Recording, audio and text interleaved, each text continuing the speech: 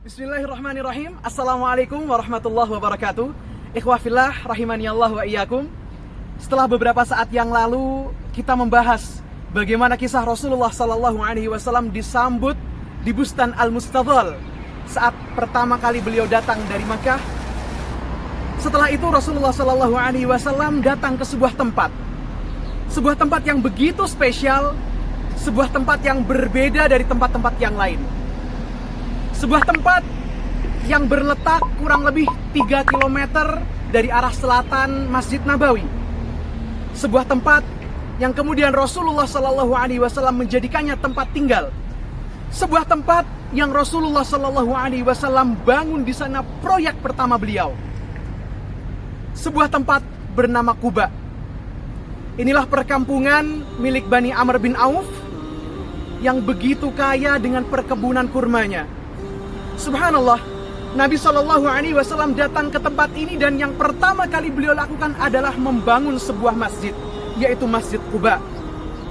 Sama halnya dengan ketika beliau datang ke kota Madinah. Ketika beliau sampai di jantung kota Madinah, beliau membangun proyek pertama, yaitu Masjid An-Nabawi. Maka inilah, ikhwah fillah, bagaimana proyek yang dibangun oleh Nabi Shallallahu Alaihi Wasallam. Masjid. Beliau datang ke tempat ini, ke Quba ini bukanlah untuk berinvestasi bisnis. Beliau datang ke tempat ini bukanlah untuk membangun sebuah istana yang begitu megah. Beliau datang ke tempat ini bukanlah ingin untuk bernegosiasi. Tapi beliau datang ke tempat ini, ke perkampungan Quba, untuk membangun sebuah masjid. Karena kepentingan Rasulullah Sallallahu Alaihi Wasallam saat itu adalah bagaimana ikatan seorang hamba dapat terjalin dengan Rabb-nya. Maka dibangunlah masjid ini, Masjid Quba, untuk kemudian dijadikan tempat sujud. Karena saat seorang hamba bersujud, saat itulah dia begitu dekat dengan Rabb-nya.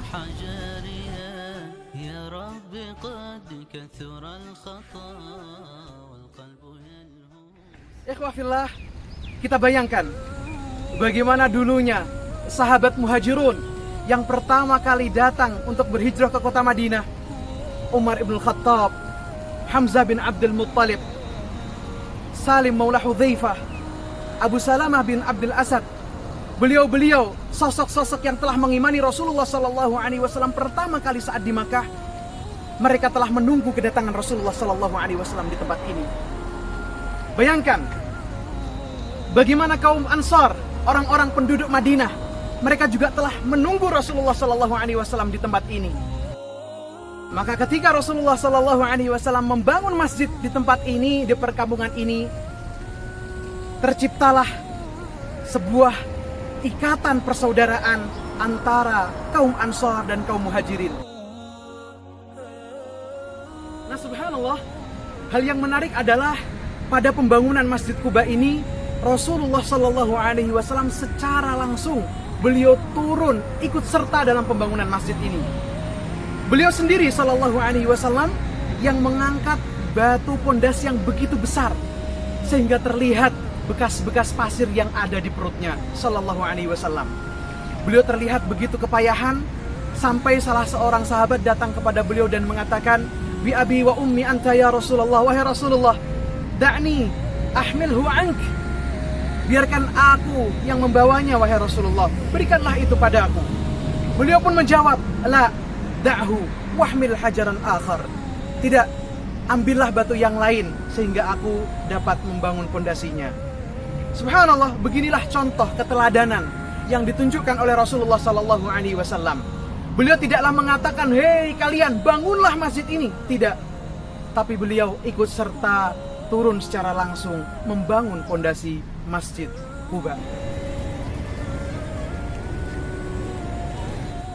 Rasulullah Sallallahu Alaihi Wasallam meletakkan batu pertamanya di suatu tempat yang kemudian menjadi kiblat Asyamiyah, kiblat yang mengarah ke Baitul Maqdis di arah Syam. Nah, kiblat yang saat ini berada di belakang kita adalah kiblat yang mengarah langsung tentunya ke Masjidil Haram yang ada di kota Makkah. Nah, kiblat Asyamiyah yang dibangun pondasinya oleh Rasulullah SAW berada di arah berlawanan dengan mihrab ataupun kiblat yang berada di belakang saya.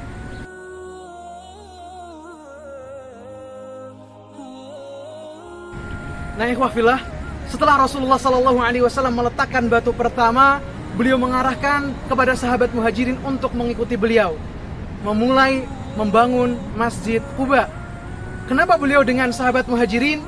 Karena beliau ingin kaum muhajirin ikut serta dan memiliki andil dalam pembangunan proyek ini. Laisa bimujarrad duyuf, tidak hanya sebagai tamu bagi orang-orang Ansor, namun juga kaum muhajirin sebagai kekuatan baru yang bergabung dengan kaum Ansor.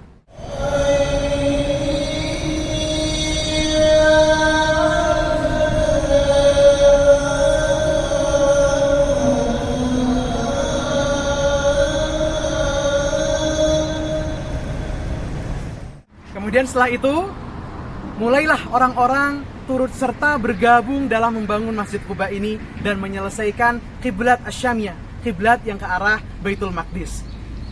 Pembangunan Masjid Quba ini yang bersama Rasulullah SAW tentulah belum selesai. Yang diselesaikan bersama beliau hanyalah pondasi dan juga kiblat Asyamiyah.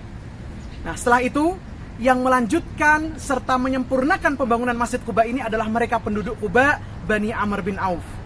Namun meskipun demikian, meskipun Rasulullah SAW tidak ikut menyelesaikannya, karena beliau ikut serta dalam peletakan batu pertama sebagai pondasi, cukuplah ini menjadi sebuah kemuliaan yang dimiliki.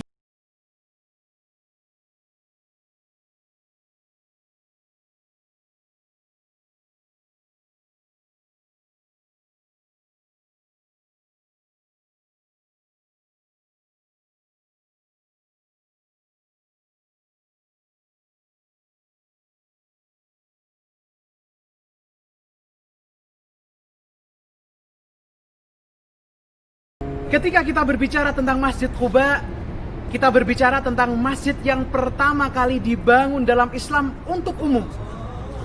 Masjid-masjid sebelumnya dibangun secara khusus. Abu Bakar membangun masjid secara khusus untuk beliau. Kemudian sahabat muhajirun yang sudah pertama kali datang ke kota Madinah, di tempat-tempat mereka tinggal mereka membangun masjid-masjid untuk mereka. Tapi Masjid Quba adalah masjid yang pertama kali dijadikan tempat untuk berkumpulnya kaum muslimin, dijadikan tempat untuk sholatnya kaum muslimin secara berjamaah. Subhanallah, ketika kita berbicara tentang Masjid Quba, kita berbicara tentang masjid yang ketika Nabi SAW meninggalkannya, lalu masuk ke jantung kota Madinah, membangun masjid Nabi Muhammad SAW, beliau tetap cinta dan kecintaannya begitu berkesan dan begitu luar biasa terhadap masjid ini.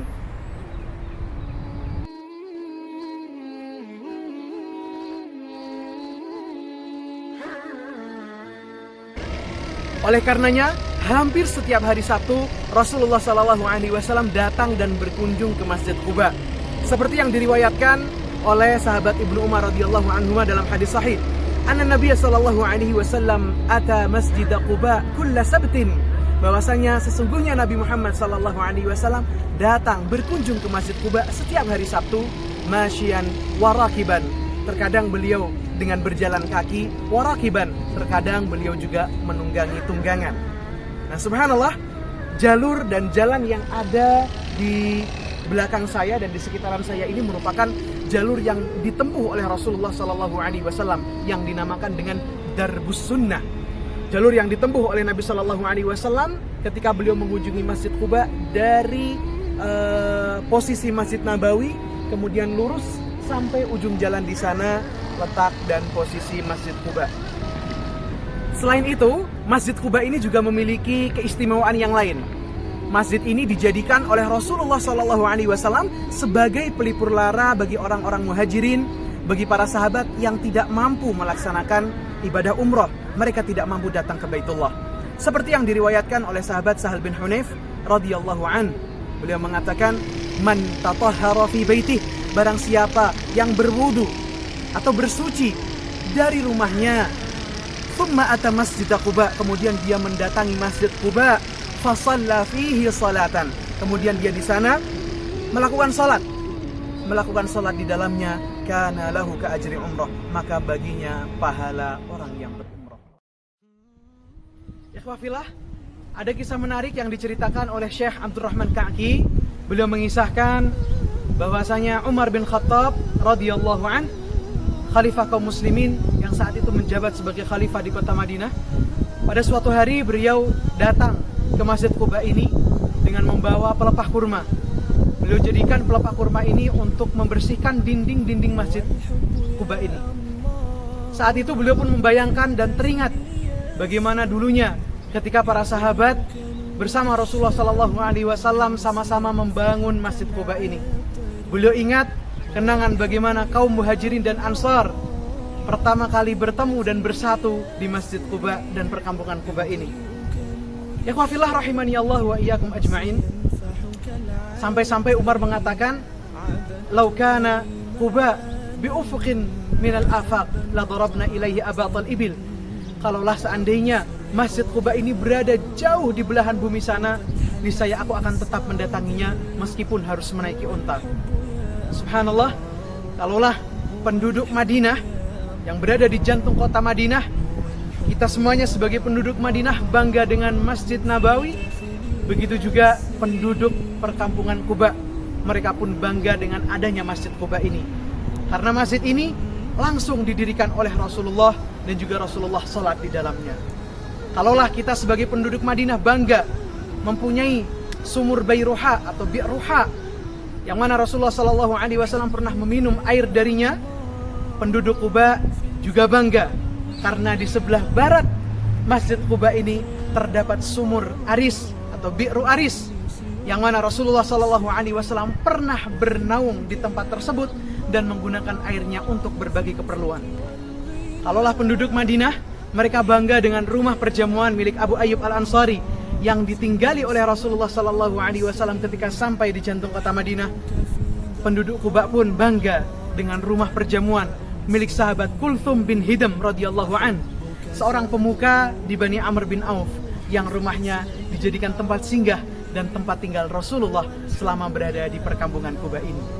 Insyaallah pada kesempatan berikutnya kita akan membahas tentang kisah Kulthum bin Hidam radhiyallahu ta'ala an. Semoga bermanfaat dan ikuti terus perjalanan kami di Jurnal Zain. Sekian dan terima kasih.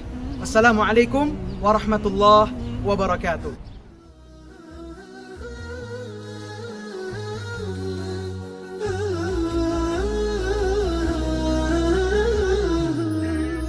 لك الحمد يا رباه أن قد هديتني وألهمتني رشدي وألهمتني صبري.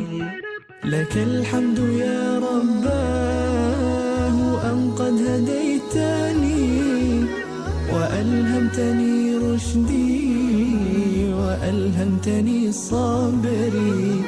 لك الحمد ملء الكون سرا وجهرة وما شئت بعد الكون يا جابر الكسر.